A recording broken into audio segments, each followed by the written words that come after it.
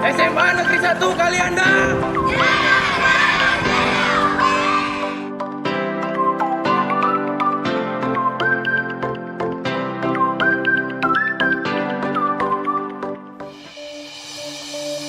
Belajar adalah suatu proses atau upaya yang dilakukan setiap individu untuk mendapatkan perubahan tingkah laku, baik dalam bentuk pengetahuan, keterampilan, sikap, dan nilai positif sebagai suatu pengalaman dari berbagai materi yang telah dipelajari.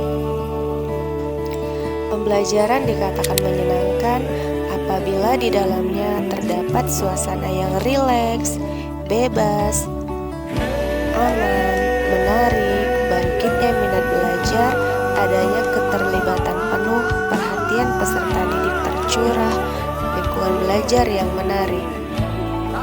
Dalam keseluruhan proses pendidikan di sekolah, pembelajaran merupakan aktivitas yang paling utama. Ini berarti bahwa keberhasilan pencapaian tujuan pendidikan banyak bergantung pada bagaimana proses pembelajaran dapat berlangsung secara efektif. Assalamualaikum warahmatullahi wabarakatuh. Waalaikumsalam warahmatullahi wabarakatuh. Apa kabar anak-anak? Baik. Alhamdulillah. Sepertinya kalian sangat bersemangat sekali hari ini ya? Ya, sudah siap untuk mengikuti pelajaran? Ya, sebelum mulai pelajaran, supaya pembelajaran kita ini mendapatkan keberkahan dari Allah Subhanahu wa Ta'ala, kita berdoa dulu ya. Ya, silakan ketua kelas untuk memimpin doa. Oh, siap. Berdoa mulai.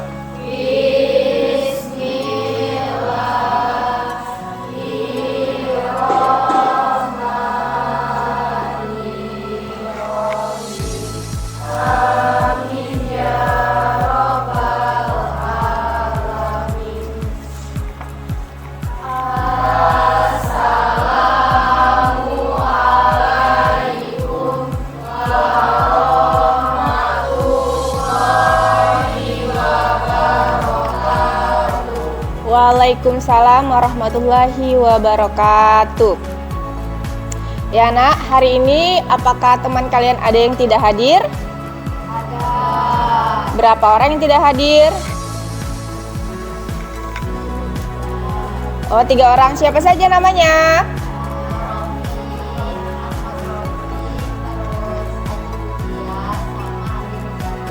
Ya, jadi ada 3 orang teman kalian yang tidak hadir ya. Oke, baik. Semoga yang tidak hadir, jika dia sakit, diberikan kesembuhan, dan jika ada urusan, semoga urusannya dimudahkan ya. Amin. Baik, kita mulai pelajaran kita ya nak ya. Ya, hari ini kita akan tetap membahas virus dan peranannya, melanjutkan materi kita yang minggu lalu.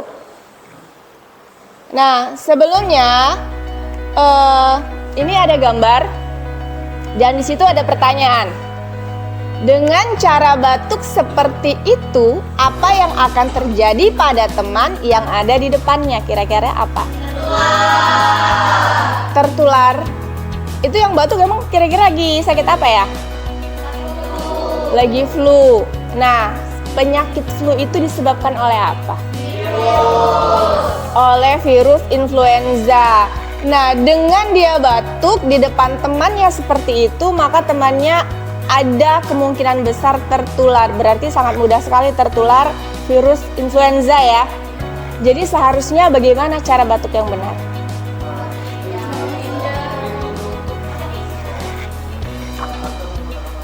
Menggunakan masker. Terus gimana lagi? Menjaga jarak. Terus cara batuk yang benar. Ibu tanya cara batuk atau bersin? Ya, jadi menutup dengan telapak tangan, bisa dengan tisu, bisa memakai masker, atau juga dengan ujung siku gitu ya. Oke, jadi itu cara batuk dan cara bersin yang benar. Seperti ini. Ya, jadi bisa menggunakan masker, kemudian bisa menggunakan tisu. Ya, yang jelas hidung dan mulutnya ditutup agar tidak mencemari udara atau tidak menularkan kepada orang di sekelilingnya, gitu ya. Oke. Nah, dari pengetahuan kalian tentang etika batuk yang benar, maka dari itu penting bagi kita untuk mempelajari bagaimana cara penularan virus dan menyampaikan kepada orang-orang terdekat bagaimana cara pencegahan infeksi virus.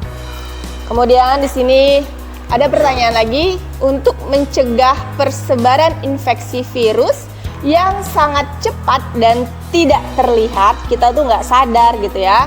Apa yang bisa kalian lakukan untuk memberikan informasi kepada orang di sekitar tentang banyaknya jenis virus yang ada dan cara pencegahan infeksi virus tersebut? Apa yang bisa kalian lakukan? Apa yo? Kalian mendemonstrasikan cara hidup sehat, gitu. Selain itu, mampu nggak kalian mendemonstrasikan cara hidup sehat ke orang-orang di sekeliling kalian? Mampu. Kita akan tahu bagaimana sih sebenarnya cara yang tepat dengan kita mempelajari materi virus dan peranannya ini, ya. Nah, sebelumnya Ibu akan menyampaikan tujuan pembelajaran kita. Di sini kalian akan menentukan struktur tubuh virus. Kemudian kalian mampu membandingkan replikasi pada virus dan mampu menjelaskan cara penularan virus melalui literasi, melalui diskusi, dan presentasi. Dan kalian nanti akan mampu merumuskan langkah-langkah pencegahan virus dengan tepat. Langkah-langkah pencegahannya itu seperti apa? Gitu ya. Ini adalah tujuan yang nanti diharapkan dapat tercapai di akhir pembelajaran ini. Paham? Paham. Oke. Nah, skema kita hari ini melanjutkan dari pembelajaran kita yang minggu lalu. Minggu lalu kita sudah merancang produk ya. Dan kalian sudah dapat kelompoknya masing-masing untuk membuat produk. Ini sudah duduk per kelompok. Ya, kalian sudah duduk per kelompok. Nah, nanti di sini kita langsung aja nanti akan presentasi. Setiap kelompok maju. Jadi nanti jika kelompok 1 yang maju, maka kelompok 2 harus menanggapi presentasi dari kelompok 1. Dan jika kelompok 2 yang maju, yang menanggapi kelompok 3. Jika kelompok 3 yang maju, menanggapi kelompok 4. Dan begitu seterusnya, paham? Paham, oke. Tapi sebelumnya ini, nanti Ibu akan membagikan, tetap masih ada LKPD. Nggak kelihatan ya? Oh, nggak kelihatan. Ini LKPD-nya. Di LKPD ini nanti akan Ibu bagikan, setiap siswa ada per 1 LKPD. Nah, di sini ada nama, kalian silakan tulis nama. Terus di sini ada menguji hasil. Di sini ada pertanyaan yang bisa kalian jawab di kolom bawahnya. Kemudian ada pernyataan diri dan penilaian teman sejawat. Dan ini bisa kalian langsung isi setelah kalian presentasi. Misal, nanti Ibu tunjukkan acak ya. Misalnya kelompok 3 maju. Yang menanggapi kelompok berapa nanti? Kelompok 4. Nah, setelah kelompok 3 maju, udah selesai. Kelompok 3 balik ke kursinya masing-masing. Nah, kelompok 3 bisa langsung mengerjakan ini. Gitu. Karena apa yang ditanya itu adalah hal yang terjadi di presentasi. Ya. Begitu juga untuk kelompok yang lain. Kalau misalnya nanti setelah kelompok 3 yang maju, Ibu tunjuk kelompok 7. Berarti kelompok 7 nanti setelah presentasi bisa langsung mengisi LKPD-nya. Paham? Paham. Oke, sekarang Ibu bagikan dulu ya LKPD-nya ya.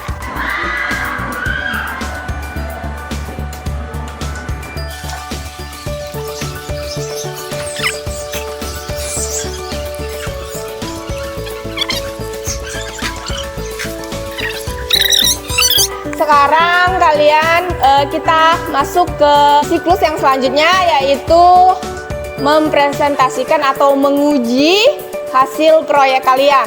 Ibu minta maju kelompok 4. Assalamualaikum warahmatullahi wabarakatuh.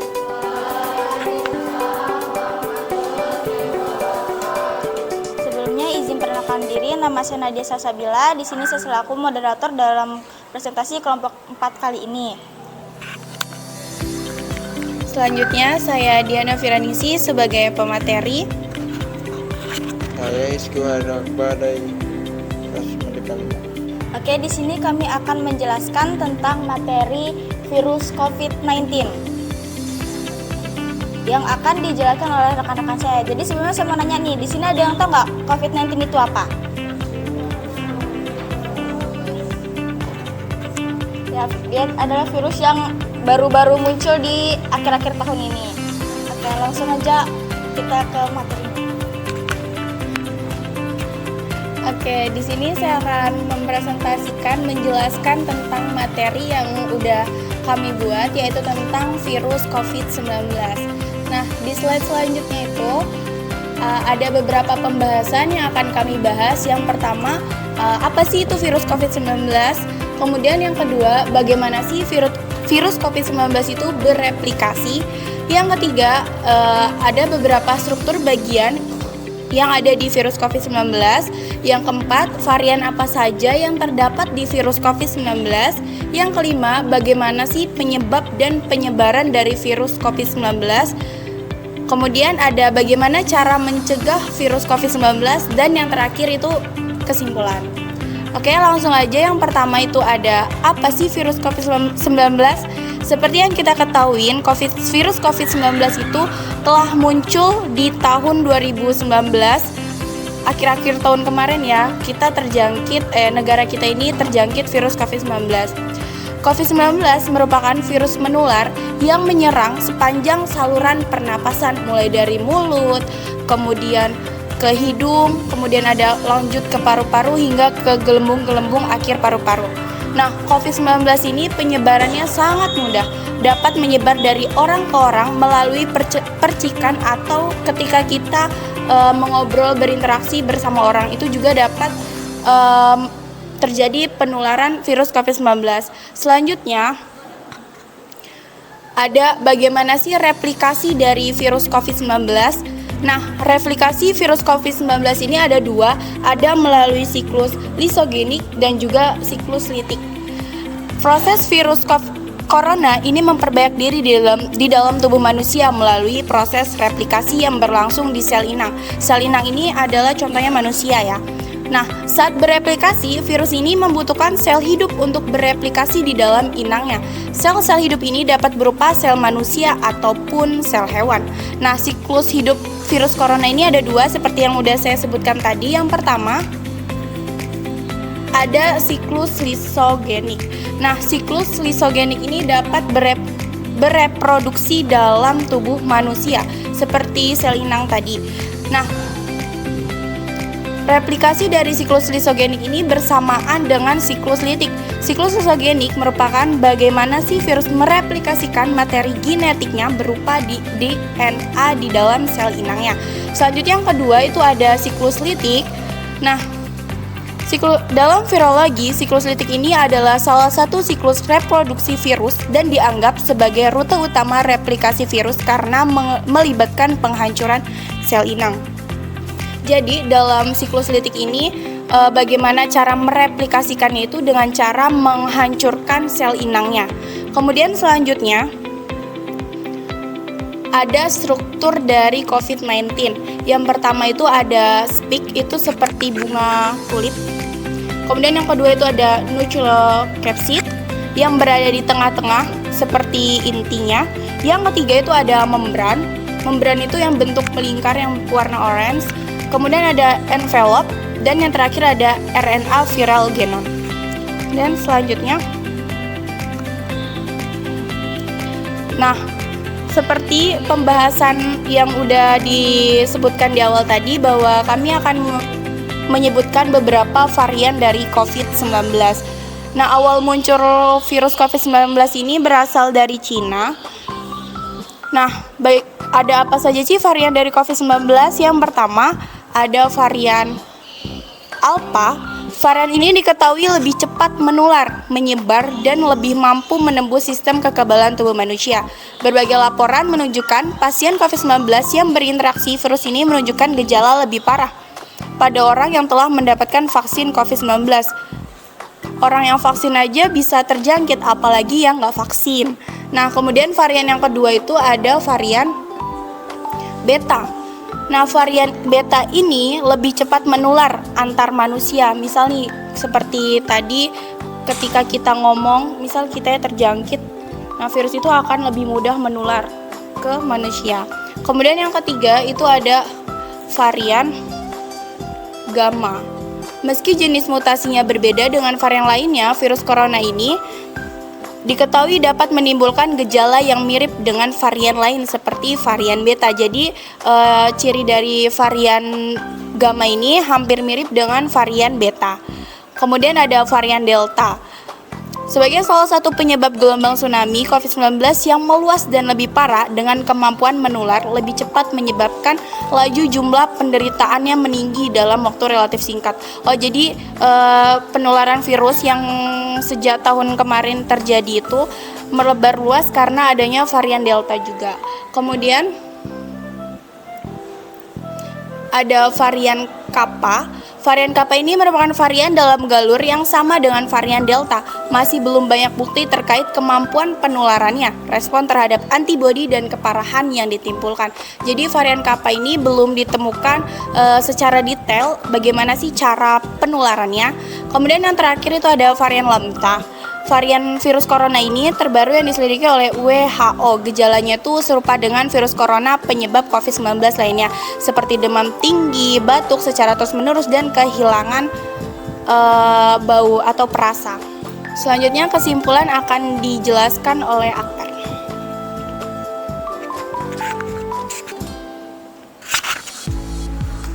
Kesimpulan, ternyata virus pembawa wabah COVID-19 memiliki kehidupan yang spesifik dan perlu diwaspadai. Kemampuannya berasal di tubuh inang dan menjadi parasit obligasi sekaligus bermutasi menjadi seingin kemampuan mutasi virus ini. Oke, bagi teman-teman semua yang ingin menanggapi, saya persilakan. Izin memperkenalkan diri, saya perwakilan dari kelompok 5. Bagaimana sih siklus lisogenik mempengaruhi kelangsungan hidup virus dan sel inang?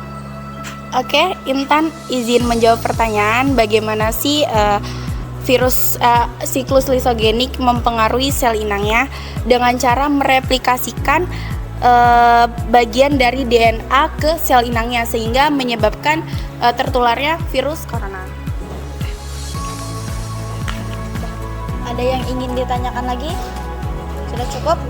Oke, sekian presentasi dari kelompok 4. Saya selaku moderator menutup presentasi ini. Wassalamualaikum warahmatullahi wabarakatuh.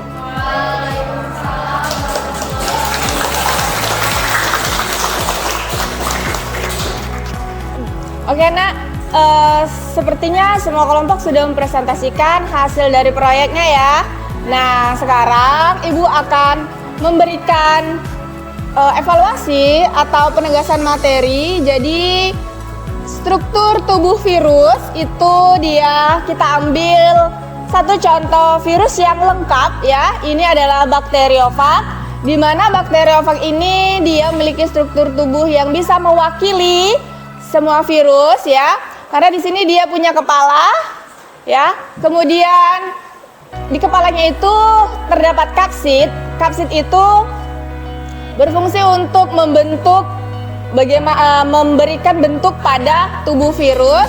Kemudian ada isi tubuhnya. Isi tubuhnya itu berupa materi genetik, bisa DNA atau RNA, di mana virus itu hanya memiliki satu genetik saja. Ya, kalau nggak DNA berarti RNA. Kemudian dia ada ekor. Nah, ekor ini tempat menempelnya serabut ekor yang berfungsi sebagai alat untuk menempelkan diri pada sel inang. Dan ekor yang melekat di kepala ini umumnya terdiri atas beberapa tabung tersumbat yang berisi benang dan serat halus. Kemudian itu ada jarum penusuk yang berfungsi untuk melubangi sel inangnya. Kemudian nanti dia akan memasukkan materi genetiknya, barulah di situ terjadilah infeksi virus gitu. Ini adalah struktur tubuhnya seperti ini ternyata. Dan ini cara replikasinya ada dua cara, yaitu siklus litik dan siklus lisogenik. Di mana siklus litik ini adalah sel inang itu pecah gitu ya. Jadi virus itu dia melakukan fase fase pertama penempelan, kemudian setelah menempel dia akan menginjeksi ya menggunakan ekornya tadi, kemudian si jarum penusuk itu menusukkan dan membuat lubang kecil, kemudian nanti materi genetiknya akan ditransfer melalui serabut ekornya dan masuklah materi genetik, baru masuk ke fase eklifase atau penetrasi, baru ke sintesis ya. Di sini pembentukan bagian-bagian tubuh virus. Kemudian langsung masuk ke fase replikasi. Jadi setelah dibentuk, baru nanti struktur tubuh virus itu dirakit. Setelah dirakit, baru nanti si virus akan menggunakan enzim lisozim untuk memberikan lubang pada sel inangnya untuk agar si virus-virus yang sudah terbentuk di dalam sel inang itu bisa keluar dan sehingga sel inangnya pecah dan tumbuhlah virus-virus yang baru, dan nanti siklusnya akan berulang lagi seperti itu. Tapi beda dengan siklus lisogenik. Kenapa beda? Karena pada siklus lisogenik ini ternyata si virus itu tidak langsung membentuk atau tidak langsung melakukan sintesis, tapi dia di sini melakukan penggabungan dulu dan membentuk sebuah profag ya. Jadi membentuk sebuah profag. Nah, sel bakteri itu dia nggak sadar kalau dia itu ternyata sudah terinfeksi, sehingga dia melakukan aktivitasnya membelah diri, padahal dia itu sudah terkontaminasi sama virus. Dia membelah diri, padahal sel-sel yang dibelah sama dia itu sudah ada sel virusnya juga, udah ada materi genetik dari virus juga. Jadi sehingga otomatis si virus itu juga sudah banyak karena sudah melakukan pembelahan, jadi sudah banyak di situ. Terus virusnya ngapain, Bu? Virusnya diem aja. Dia menunggu waktu yang tepat sampai kapan nih sel inang ini melemah. Kalau dia sudah melemah, baru nanti dia akan melanjutkan misinya atau menjalankan misinya untuk melakukan siklus litik gitu. Oke, kemudian hindari menyentuh mata, hidung, dan mulut dengan tangan yang kotor. Jadi harus cuci tangan dulu. Kemudian jangan keluar rumah saat sakit. Nah, jadi jangan dicontoh nih ibunya yang lagi sakit terus keluar rumah ya. Kemudian tutup mulut saat batuk dan bersin. Menjaga kebersihan barang-barang di sekitar kalian menggunakan hand sanitizer. Jangan jajan sembarangan. Nah, ini yang biasanya susah ya, karena biasanya jajan yang sembarangan itu sangat menggoda. Kemudian melakukan vaksin jika diperlukan dan minum obat antivirus, juga melaksanakan gaya hidup sehat. Apa contoh gaya hidup sehat? Makan makanan yang bergizi, tidur yang cukup, olahraga gitu. Nah, itu sudah cukup untuk menjaga daya tahan tubuh kita. Sampai sini ada yang mau ditanyakan, Nak? Cukup. Baik, kalau sudah cukup, di akhir pembelajaran ini Ibu ada post test. Silakan kalian keluarkan handphone dan silakan di-scan barcode-nya. Kemudian di situ ada perintahnya, kalau isi nama silakan isi nama. Kalau ada kelas silakan isi, tapi kalau tidak ada langsung aja ke soal. Bisa dibuka? Silakan langsung dikerjakan ya.